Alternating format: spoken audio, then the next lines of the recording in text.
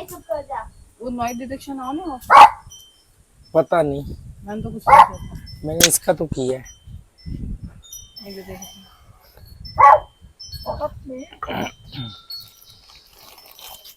अरे चकली, बहुत दिनों बाद, कितने दिनों बाद चकली मिली है खाने को। मैं तो भूल गया ऐसी होती है। मेरे को दे दे तेरी को। तुझे खानी तो खा ले। मैं ना दिल्ली में दीक्षित अंकल के घर रहता था। वो थे मथुरा से, मथुरा के पास किसी गांव से, हाथरस के पास। मथुरा नहीं, हाथरस के पास। अलीगढ़ और मथुरा के बीच में पड़ता है हाथरस। हाथरस के पास फिर उसके अंदर एक उनका एक गांव आता है मंगटई। मंगटई के अंदर एक गांव आता है मुरसान। तो गई हुई है। तो उनकी वाइफ थी। ये क्या है? गांव के अंदर गांव, गांव के अंदर गांव। गांव के अंदर मतलब होता है ना, जिला, कस्बा, मोहल्ला ऐसे का कोई। तो उनके घर में रहा था शुरुआत में। जब दिल्ली में नया नया करियर शुरू किया था तो साल 1.5 साल में उनके घर रहा था। ताऊ जी ने उनका घर का ग्राउंड फ्लोर कब्जा कर रखा था। तो क्योंकि उन्होंने कुछ पैसे फाइनेंसर से उठाए थे, तो सिक्योरिटी में वो नीचे का बेसमेंट होता है ना कि आप हमारा बेसमेंट जब तक पैसे नहीं देंगे तो मैं वो बेसमेंट खाली पड़ा था, मैं जाके वहां रहने लग गया। उनके साथ मेरे बड़े घर जैसे रिश्ते हो गए।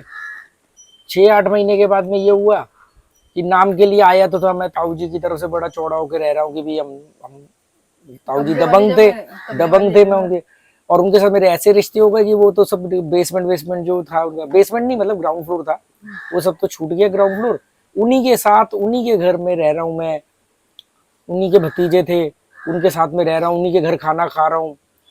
और उनकी माली हालत इतनी तंग थी, उन्होंने फिर भी कभी कोई फर्क ही नहीं पड़ा उनको कि मैं उनके घर में रह के खाना खा रहा हूँ, उनके घर में रह रहा हूँ, सो रहा हूँ, बिल्कुल फैमिली मेंबर की तरह। मैं कभी कभी जाके फिर राशन लाके दे दिया करता था अपनी तरफ से। उन्होंने कभी कहना तो दूर किया, तो उनके चेहरे पे भी नहीं दिखा। तो वो आंटी जी की खासियत क्या थी, अगर उनको वो ना कोई चीज अच्छी लगी तो उनको बोल दो। आपने बताया था। हाँ। तो वो ना काली मसूर की दाल बनाती थी, बड़ी अच्छी लगती थी। तो मैंने बोल दिया आंटी जी ये दाल आप बहुत अच्छी बनाते हो। थोड़े दिन बाद ना वो उनके जो भतीजे थे हीरा भूरा, वो आए मेरे से लड़ने, कह रहे यार तू ना अपनी जबान कम चलाया कर। क्या हुआ? कह रहा यार हाँ वो लल्लू, वहां पे ना उस साइड में ना लड़के को लल्लू और लड़की को लाली बोलते हैं। शुरू में तो मैं बड़ा चिढ़ता था कि लल्लू क्यों बोल रहे हो।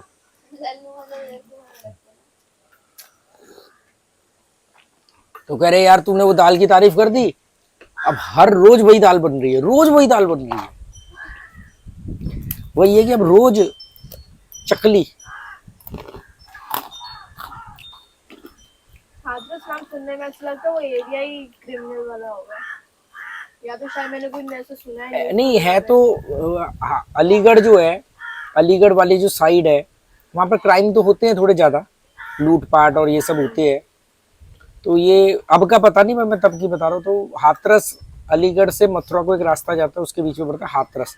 एक रेडियो पे आता था ना काका हाथरस से, वो वहीं के तो थे। वहाँ पे था ना एक रोड पे रात को नहीं निकलने का, तो हम रात को नहीं जा रहे थे कि इतनी रात को घर मत जाओ उस जगह। हम दिल्ली वापस आने लग रहे थे। मतलब गाड़ी छुड़ा लेंगे, हाँ, छुड़ा लेंगे मतलब कि मार पीट के भगा देंगे हमें, वो गाड़ी ले लेंगे। जब दिल्ली वापस आए रात को आने लग रहे थे, कहते रात को मत निकलो वहीं से। तब ये दोनों नहीं थे ना, तो शुरुआत की बात। हाँ। और वो भी क्या कि हमें और रहना था, और हीरा कह रहा था जल्दी जाना जल्दी जाना। हाँ। तो मैं कहा फिर अभी निकलेंगे। वो कैसे हमारा स्वागत हुआ था, गाड़ी गए, वो गाड़ी धो रहे हैं, बाल्टी में पानी भर भर के। 8 लीटर थी मेरे पास उस समय, वो बाल्टी भर। मैं कहा यार बाल्टी छूट गई, सीधा शीशे पे लगी। पूरे गांव के बच्चे आ गए। वो तो पहले बार था, तुम अकेले गए थे। नहीं वो तो कोल्ड ड्रिंक के लिए, तो वहां तो समझ लो पुलिस बुलानी पड़ जाती है हमें। वहां गांव में मैं गया, शादी से पहले की बात है। तो इसने वहां मेरे डंके पीटी रखे थे, अरे मेरा दोस्त है सोनू, इतना पैसे कमाता है। अच्छा मैंने हर चीज में घुसा तो उसमें हर चीज में अच्छा किया, तो पैसे वैसे में अच्छे कमाता था। दूसरा ये भाषणबाजी देना मेरी शुरू से आदत थी। तो पैसे, ये लोग अपने सेटल थे, ऐसा नहीं कि ये लोग बेवकूफ थे या इनका पैसे नहीं थे या टैलेंट नहीं था। इनके पास एक चीज नहीं थी, वो है हिम्मत, रिस्क लेने की क्षमता, कहीं भी घुस जाना। वो मैं इनको भर दिया करता था। तो आज दुनिया में 4 से 5 लोग ऐसे हैं जो ये कहते हैं कि आज हम अपने घर में बैठे तो तेरी वजह से बैठे, नहीं तो इसका शोषण हो रहा था अपने चाचा के घर में। वो मैंने हिम्मत दी, अगला बंदा निकला बाहर, मैंने कहा मैं संभाल लूंगा, क्योंकि मैंने कुछ नहीं संभालना था। मैं कहा मैं हूं ना तेरे पीछे, मैं देख लूंगा। मैं कहा तू क्या कर रहा है यार। अगले बंदे ने अपना प्लॉट खरीदा, आज कई करोड़ की प्रॉपर्टी है उसकी, आज खुद दरबार लगा के बैठता है। तो हम गए गाँव, बड़ा ही नाम हुआ, सोनू आया, सोनू आया। एक तो दिल्ली से, तो अच्छा दिल्ली वालों का एक नाम, बड़ा नाम होता, दिल्ली दिल्ली। ये जेब में फूटी कौड़ी नहीं है, फुकरे, हवाबाज, नकली, पाखंडी, ड्रामेबाज दिल्ली वाले। और पर नाम ऐसा दिल्ली वाले, दिल्ली। वो मुगल काल से, और मुगल काल की मूवी देखी तूने? दिल्ली, दिल्ली ने ये फरमान जारी किया है, दिल्ली सल्तनत, दिल्ली राज करेगी, दिल्ली तक पहुंचना है, चलो दिल्ली, दिल्ली अब दूर नहीं, है ना। तो दिल्ली का ना, तो ये आज भी उसकी रॉयल्टी खा रहे हैं दिल्ली वाले। पल्ले कुछ नहीं है, भेजा नहीं है, हवाबाज है, चाट पकौड़ी मोमोज खाने वाले लोग हैं ये। तो दिल्ली का क्रेजी, दिल्ली सोनू आया है, ऊपर से दिल्ली से आया है। तो मैं गया, बड़ा बड़ी आओ भगत हुई। गांव के बच्चे जो छोटे छोटे थे सब आ गए। ऐसे ही दोपहर को हम बैठे हुए, तो कोई बात को लेके शर्त चली लगी ऐसे कुछ। तो मैंने कहा चलो मैं कोल्ड ड्रिंक पिलवाता हूँ, या पता नहीं कोई बात में मैं हार गया, तो मैंने कहा मैं कोल्ड ड्रिंक पिलाऊंगा। तो मैंने बोला कि ले आओ एक 2 लीटर वाली। उस समय 2 लीटर की बोतल जो आती थी वो, मतलब मैं कहा 2 लीटर की कोल्ड ड्रिंक लिया ना, बर्फ लिया ना, वो लाइट वाइट भी कम आती थी वहां पे। तो वो मालूम पड़ा कि गांव में तो 3 दुकान है छोटी छोटी, घर में किसी ने बनाया, उस पर तो कोल्ड ड्रिंक मिलेगी नहीं। कोल्ड ड्रिंक मिलेगी मंगटई से, मंगटई कुछ किलोमीटर दूर थे। बच्चे साइकिल पे गए, मंगटई से कोल्ड ड्रिंक लेके आए, 2 लीटर वाली पेप्सी। और अब पेप्सी आई, तो पेप्सी, अब लड़का 2-3 किलोमीटर जा रहा है, साइकिल पे आ रहा है, इतनी देर में वो अफवाह उड़ गई और 4-6 घरों में कोल्ड ड्रिंक आ रही है। हाँ। अच्छा, ये ऊपर से ब्राह्मण, गांव में जातिवाद बहुत चलता है, तो ये लोग थे ब्राह्मण दीक्षित। इनका वैसे ही बड़ा रुतबा गांव में, बाई कास्ट भी। और इसके पापा प्रिंसिपल, हाँ। तो माँ साहब बोलते थे उनको, माँ साहब। तो जी माँ साहब के घर कोल्ड ड्रिंक आ रही है, तो जो भी, अच्छा जो इनके घर घुस नहीं सकते थे वो दूर से खड़े होकर देख रहे हैं कोल्ड ड्रिंक आने वाली है, मतलब कोल्ड ड्रिंक आने वाली, जिक्र फैल गया। मैंने ना ऐसे वो अभिषेक बच्चन की पिक्चर बात बता रहे ना, लगभग 25 साल पुरानी बात बता रहा हूँ मैं। उस समय कोल्ड ड्रिंक पीना भी ना अपने आप में एक पार्टी होती थी कि 25 साल पुरानी बात बता रहा हूँ, लगभग में 24-25 साल। वो पिक्चर देखी थी ना अभिषेक बच्चन की, वो टीवी लेके आता है, कथे जा रहे हो भाई यार। तो जो इनके यहाँ आ नहीं सकते थे, मतलब बाई कास्ट होता है ना, परहेज, तो वो लोग तो बच्चे छोटे छोटे दूर से खड़े होकर के देख रहे हैं। मुझे कैसे मालूम पड़ा, बाद में बताऊंगा। तो कोल्ड ड्रिंक आने तक वो इनके ना कुनबा था, मतलब ये एक भाई, उसके 4 बेटे, एक इसके पापा, तो ऐसे मतलब 10-15 घर इन्हीं के थे। वो सारे बच्चे, दादियां निकल आई, बुजुर्ग औरतें। मैंने कहा यार मुझे पहले पता होता मैं 2-3 बोतल मंगाता। अब वो मैंने कहा यार, इसका छोटे भाई को मैंने बोला, मैं कहा भूरा यार, ये तो यार अच्छा नहीं लगेगा, किसी को नहीं दी तो, मतलब कुछ हम पियेंगे तो बड़ा गलत लगेगा, और सबको देने के लायक तो है नहीं, अब दोबारा तो भेज नहीं सकते। तो उसने कहा रुक जा मैं करता हूँ। वहां ना दूध निकालने के लिए एल्युमिनियम की बाल्टी रखी जाती है, दूध, गाय का दूध निकालने के लिए एल्युमिनियम की बाल्टी या स्टील की बाल्टी। तो वो ना एक बाल्टी ले आया, छोटी वाली बाल्टी, उसमें उसने बर्फ डाल दी बहुत सारी। कह रहा देख अभी करता हूँ इंतजाम। बर्फ डाल दी और उसमें वो कोल्ड ड्रिंक 2 लीटर की पलट दी, और सबको बोला अपने अपने घर से बर्तन ले आओ। तो कोई कटोरी, कोई छोटा वाला गिलास चाय का, कोई कप, कुछ ले आया। और उसने कह रहा देख मैं, वो उसने सर्व करना शुरू किया सबसे छोटी कटोरी से कि लगेगी, और सबको उसने बांट दी भाई, थोड़ी थोड़ी थोड़ी थोड़ी, बर्फ डलने से ऐसी ज्यादा हो गई। और किसी को कोल्ड ड्रिंक थोड़ी भी नहीं थी, वो एक माहौल बना हुआ था।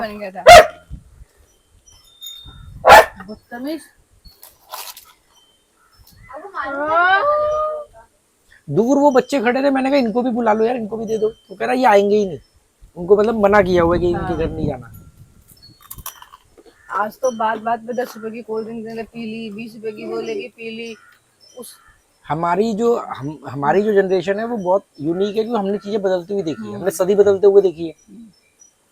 1999 31 दिसंबर को मैं गेटवे ऑफ इंडिया पे था, और मैंने ये जो चेंज हुई है सेंचुरी 1999। 31 दिसंबर 1999। सही रेट है।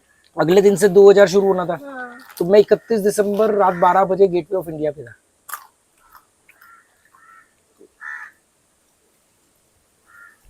मैं हीरा की शादी में गया, यहीं इसी गांव में, तो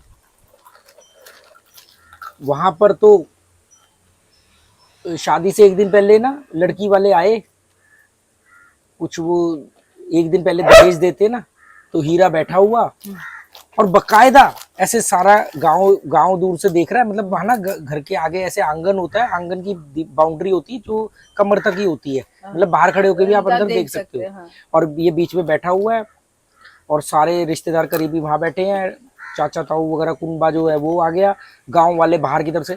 वहां पर वो लड़की वाले आए, उनके साथ एक छोटा सा बच्चा 14-15 साल का, उसने दुनाली टांगी हुई, और बकायदा वहां पे बैठ के बोला गया, ये देखो जी 51,000 रुपए नगद। तो 51,000 रुपए नगद निकाले गए, हीरा भैया के हाथ में हाँ वो दिए गए।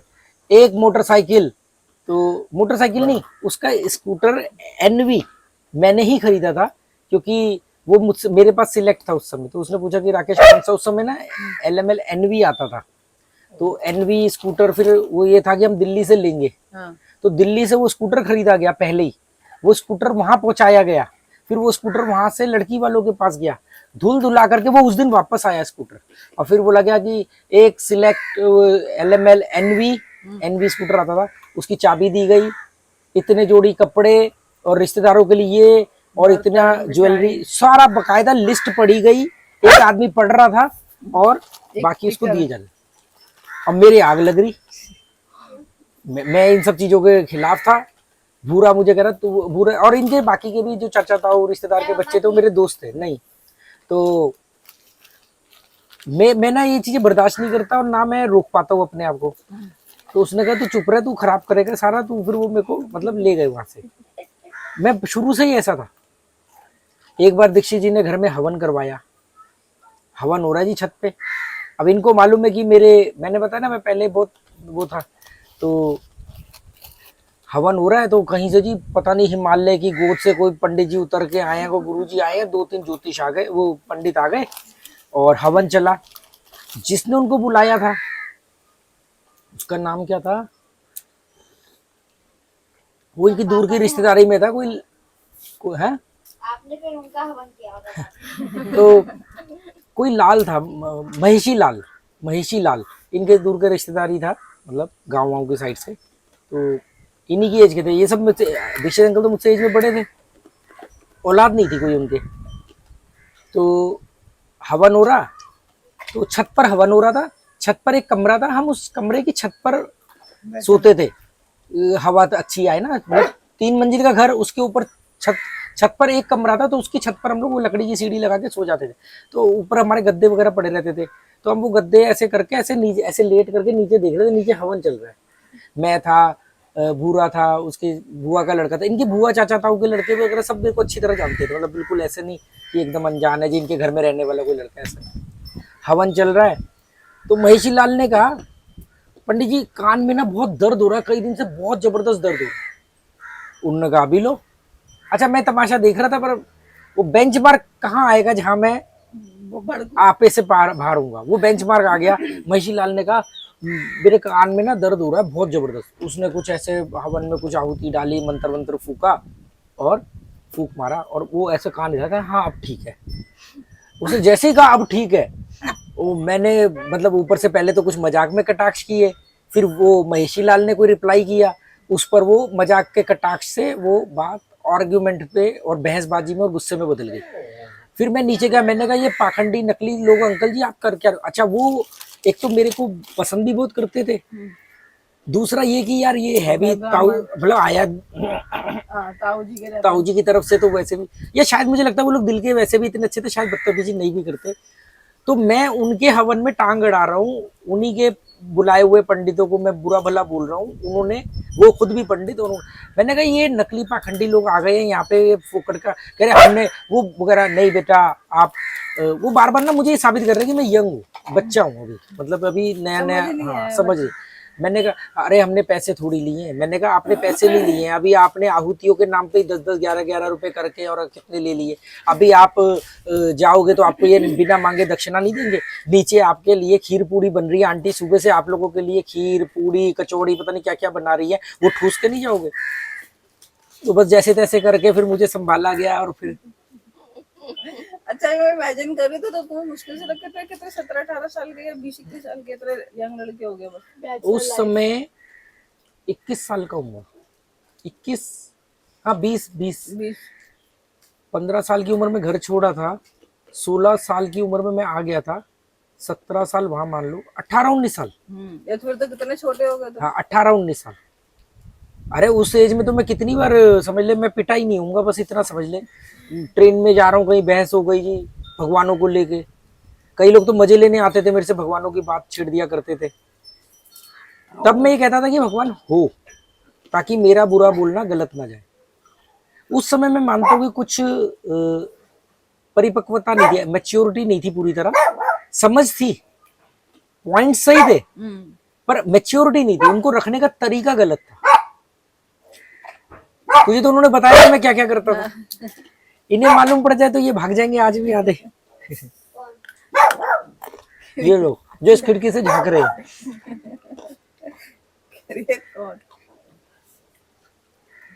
जब तू गई थी शादी के बाद हम उसके गांव, तो कितना लोगों ने कि सोनू की वाइफ आई है, सोनू की बीवी आई है, कितना तेरा ध्यान रखते थे। वो एक दिन इतना लंबा था ना, जैसे कि हम पूरे देखते रात रुके भी तो रुके थे ना, रात 2 रात रुके थे कम से कम। नहीं एक ही रात। आपकी शादी में भी दहेज से कुछ नहीं बोला? यार मैंने 1 रुपया भी नहीं लिया, पर मुझे मालूम पड़ा कि 10 साल तक लोग ये समझ रहे कि मैंने दहेज लिया। एक दिन इसके मौसी के लड़के हमारे घर आए खाने पे, नहीं हम गए उनके यहाँ, नहीं हम भी आए थे जब नेहा की शादी। हाँ वो आए थे। तो मैं इन सब चीजों के खिलाफ हूँ। देखो आप गिफ्ट के तौर पे कुछ दे रहे हो ठीक है, पर गिफ्ट के नाम पर आप इतने बड़े अमाउंट को दे दो और नाम बोलो गिफ्ट, तो वो साफ दिख जाता है गिफ्ट नहीं है। तो मैं ऐसी बातों बातों में मैंने बोला तुम तो जानते हो ना उनको, इंदिरापुरम इसके मौसी के लड़के, हम गए तो थे। तो कौन? अरे जो ATS में रहते थे, अरे नाम से बताओ याद आएगा। ठीक है नहीं तो बता दो ना उसको, जिनके घर में 2 बेड थे, बड़े हम अजीत डोभाल के बारे में बात कर रहे हैं। जिनके घर में 2 बेड थे, इसे बंक बेड याद है इनके उनका। हाँ जिनके बंक बेड थे घर में। हाँ। तो ऐसी बात चली, मैंने कहा मैंने तो यार 1 रुपया भी नहीं लिया, मैंने तो कहा कि भी मेरे को कुछ भी ऐसा चाहिए, ये सब चीजें नहीं चाहिए। वो कह रहे अच्छा, हमें तो लगता था यार सामान आया ट्रक भर के। मैंने कहा आपको किसने कहा? कह रहे वो जो इनके घर के काका करता था उन्होंने उनको कहा होगा कि हमने सामान भेजा है। तो वो पूरा खानदान ये समझ रहा था कि मैंने सोफा जो भी सामान होता अलमारी और ये सब चीजें ली हुई है। एक्चुअली उस समय ही पापा ने घर लिया था तो सामान नया लिया था। 2 महीने पहले तो हाँ मुहूर्त हुआ था घर का, सारा सामान मैंने नया खरीदा था। 2 महीने बाद शादी हो गई, तो जो लोग आए भी होंगे उनको लगा होगा ये सब शादी का सामान है। हाँ। दहेज में ये सब मांगते हैं, सोफा, ये तो गाड़ी, ये तो एक ये चीजें मांगते थोड़ी, ये तो fix कॉमन है ये तो जी, common ये है। तो वो है मतलब क्या बोलते हैं उसको, मैंडेटरी है, मैंडेटरी। ये तो मतलब देना ही बिना देना कहे। है। मैंडेटरी है तो फिर स्पेशली अलग से क्या होता है कि ये तो मैंडेटरी है, तो ये तो मैंडेटरी, ये तो देना ही देना जी। ये नहीं दिया तो मतलब आप तो बिल्कुल ही मरे गिरे हो, ये हाल है इस ये तो समय। मतलब देंगे ही। जो इसके अलावा जो होता है जिसको मांगा जाता है वो होता है कि कितने लाख में शादी करोगे, कितने लाख में, मतलब शादी का बजट कितना होगा, कितना शादी पे खर्चा होगा, कितना कैश दोगे, कितनी मैं जल्दी एस्ट्रोलॉजर था दोगे। ना, तो मेरे पास लोग आते थे कुंडलियां मिलवाने, तो उनकी बातों से मुझे मालूम पड़ता था। मेरे खुद के करीबी दोस्त बड़े CA बने हुए हैं, बहुत पढ़े लिखे बने हुए हैं, वो अपनी शादी कर रहे हैं तो उस चीजें ले रहे हैं, दुनिया के सामने असूल का डंका पीट रहे हैं। अपनी बहन की शादी कर रहे हैं तो ये देख रहे हैं कि भी कितने में शादी होगी, कि मतलब कुछ लोग क्या करते हैं, जिन कुछ लोग इसमें इसमें ट्विस्ट भी है, कुछ लोगों के पास ना पैसे होते हैं तो उनको पैसे नहीं चाहिए होते, और उनको गोल्ड वोल्ड भी उनके पास बहुत होता है, उनको पर दुनिया को दिखाना होता है कि भी हमारे बेटे को ये चीजें मिली है, अगर नहीं मिली है मतलब बेटा काबिल नहीं है, उनकी वैल्यू कम है। मतलब बेटे में दम नहीं होगा ना तभी तो कुछ दिया तो नहीं। एक तरह से बिजनेस या खरीदना वगैरह ये नहीं हो गया। तो ये तो है तो वही, तो उनको दहेज इसलिए चाहिए होता है कि जब समाज में दिखा सके कि देखो जी मतलब अच्छा लड़के के अंदर भी एक वो होता है, स्कूटर मिला है, कार मिली है, मतलब मैं कार को डिजर्व करता हूँ, मैं इस लायक हूँ कि मुझे कार मिले, मतलब कार मिली है तो मतलब लड़के में दम होगा, हम जानते हो कितना निकम्मा निकल है, तो ये चलता है। तो इसके अलावा जो मांगा जाता है वो होता है कि भाई पैसे, तो पैसे में ऐसे नहीं होता कि भाई अच्छा आपने हमें 5 लाख दे देना, ये स्पेशली जो ज्यादातर जो मटेरियलिस्टिक कम्युनिटी होती है उन बिरादरियों में ज्यादा होता है, होता सब में ही है। एक रिक्शे वाले की भी शादियों में दहेज में चलता है, उनका दहेज उनके लेवल का होता है, पर होता सब में। देखो वहां से निकल गया, पकड़ के लाओ उसको, टोनी भाग गया, वहां पीछे से कैसे निकल गया वो रास्ता। तो चर्चा अधूरी रह गई, फिर कभी कंप्लीट करेंगे। तो बेल्ट तो पकड़ा,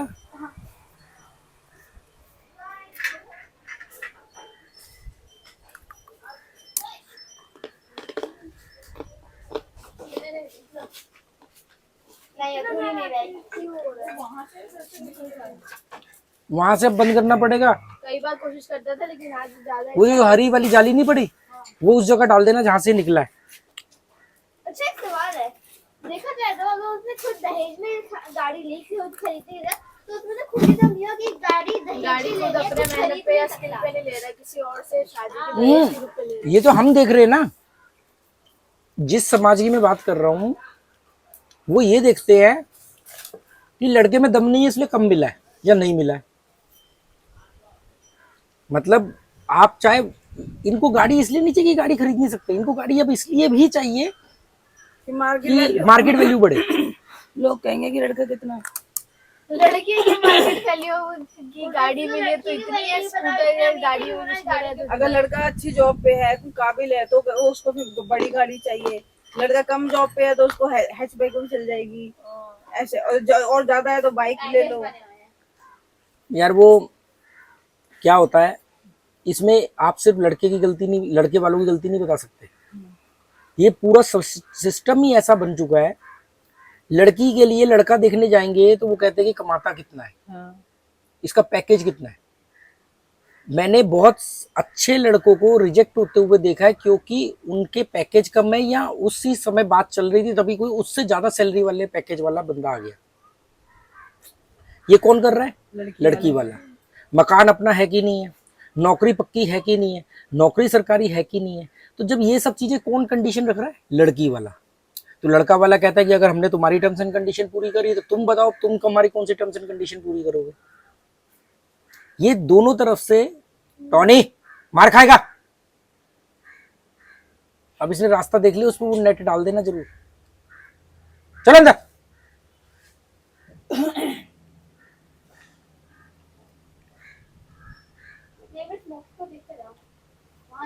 वो तो सो रही धूप में, सोने दे सोने दे। तो नहीं रे,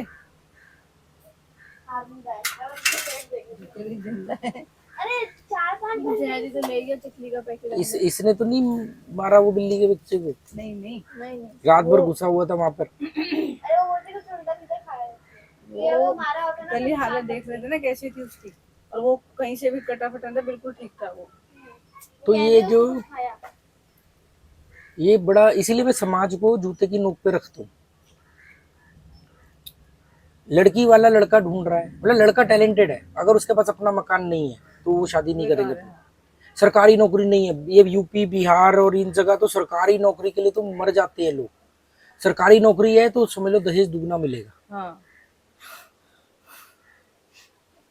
मतलब स्पेशली ये बोला जाता है कि नौकरी सरकारी है उसकी। ऐसे ये लोग कैसे लेके जाएंगे देश को आगे? सरकारी नौकरी पे वो पेंशन आज सरकारी मिलना बंद होगी ना। सरकारी नौकरी में पेंशन मिलना बंद हो गई। सरकारी नौकरी मतलब फुल स्टॉप जीवन में, आप उसके बाद कुछ कर नहीं सकते। टॉनी चल उधर से जाओ, हाँ जा रहे देख ले तो कहाँ से जा रहा है, वहीं से गया वो वो देखो, नीचे से जाली ऐसी हो गई है, जगह बन गई है, पकड़ उसको। चल ये लो उधर से चलो।